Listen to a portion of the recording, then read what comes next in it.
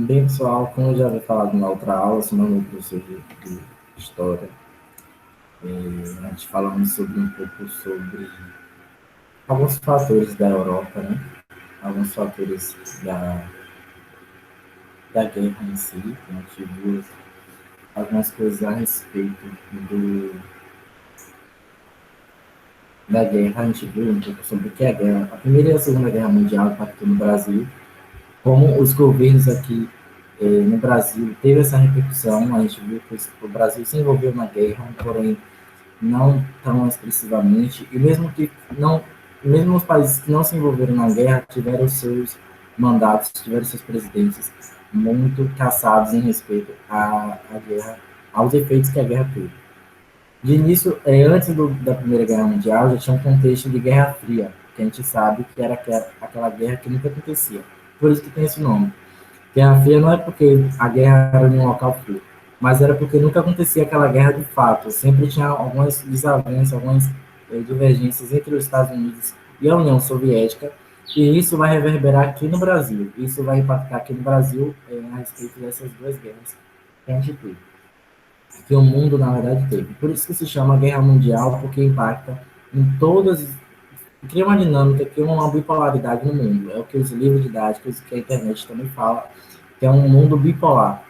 Uma parte se diz comunista, ou então apoia o socialismo, e a outra apoia o capitalismo, já impregnando suas práticas na política. Uma coisa tem tudo a ver com a outra. Como vocês, se vocês quiserem pesquisar a respeito disso, vocês conseguem perceber um pouco a respeito. O Brasil, a gente viu um pouco sobre ainda falando sobre a outra aula, a gente viu um pouco sobre os governos que o Brasil teve, que foi o de Juscelino Kubitschek e o de Getúlio Vargas. Esse de Juscelino Kubitschek, ele teve o seu segundo mandato, né, se não me engano, o seu segundo mandato para estabelecer algumas coisas que ele prometeu na eleição. Então, naquela época, ainda assim, naquela época, tudo que se prometia na eleição, quando era eleito, tinha que cumprir. Juscelino Kubitschek cumpriu. Numa dessas promessas, ele queria criar Brasília. Atenta a esse fato, porque esse fato é muito denso, é muito complexo para vocês entenderem. Primeira capital do Brasil, qual foi? Salvador. Salvador detém o maior número de anos em que foi capital, perdurando aí no período colonial, no período imperial. Passou pelo período colonial, depois, quando o Brasil se tornou império, ainda assim continuou como capital. Perdeu para o Rio de Janeiro, ou seja, a sede que estava estabelecida aqui em Salvador teve que migrar para o Rio de Janeiro por N fatores, principalmente por conta da ascensão de Minas Gerais. Minas Gerais já estava sendo um forte impacto na economia do Brasil, e o Rio de Janeiro era melhor para administrar as guerras que estavam vindo do Sul, as revoltas separatistas que estavam vindo do Sul. Então aí a Câmara se mudou para lá, o Império Brasileiro se mudou para o Rio de Janeiro. Nesse meio tempo, nesse contexto, já existia a hipótese de, em 1823, José Bonifácio, ele já tinha como estabelecer Brasília como uma capital do Brasil.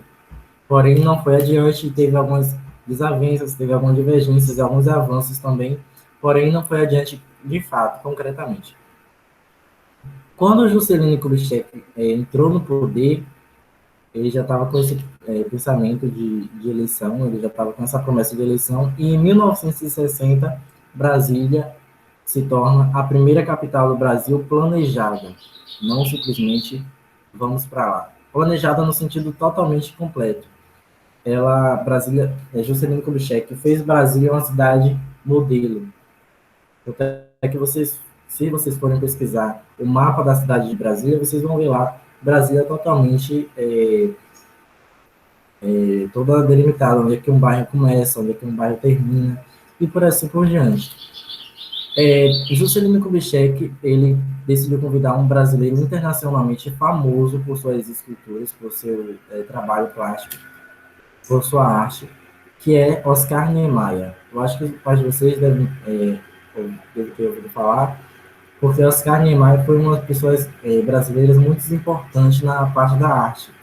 Ele foi internacionalmente conhecido por conta das suas artes plásticas. Então, Juscelino Kubitschek convida Oscar Niemeyer para planejar junto com ele a arquitetura da cidade de Brasília. E aí o que é que se dá? Aquele prédio, aquele monumento de Brasília que a gente conhece bem, que é a Câmara, que é a sede do governo do Brasil, que é a sede do governo brasileiro, que é ali onde os presidentes, os deputados, os senadores ficam, é a Câmara, tá? E foi Juscelino Kubitschek que planejou aquele modelo de arquitetura, aqueles dois prédios com tipo uma bacia ao contrário, uma bacia, uma forma de arquitetura. E, em relação ao Brasil, depois disso, teve uma repressão muito grande por conta da ditadura. Veja que o contexto histórico do Brasil sempre pensa lá no exterior, lá na Europa, lá nos Estados Unidos. Depois da Segunda Guerra Mundial, em 1945, ainda ficou aquele restinho de Segunda Guerra, ainda ficou aquela desavença se a Alemanha ia avançar mais ainda ou se não ia deixar essa questão de vingança para lá. Os Estados Unidos decidiu se opor, ela não queria aceitar o que a Rússia fez, porque a Rússia saiu da Segunda Guerra Mundial e foi repensar o seu governo ao invés de combater. E aí os Estados Unidos decidiu entrar em guerra, uma guerra fria com a Rússia, como eu já havia falado. Porém, isso dividiu o mundo de uma forma muito impactante.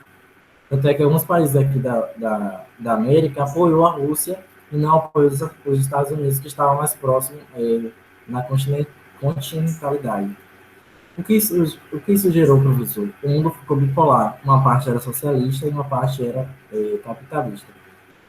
Isso, o Brasil, o que é que o Brasil entra nisso? O que é que a gente entra nisso? Sempre quando falar, a gente pensar um pouco a respeito disso.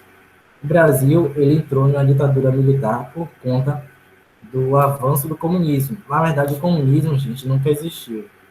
Só que essa hipótese de que o comunismo está avançando é uma hipótese meio sem base fundada, porque o comunismo nunca existiu, apenas o socialismo que estava em vigor na Rússia.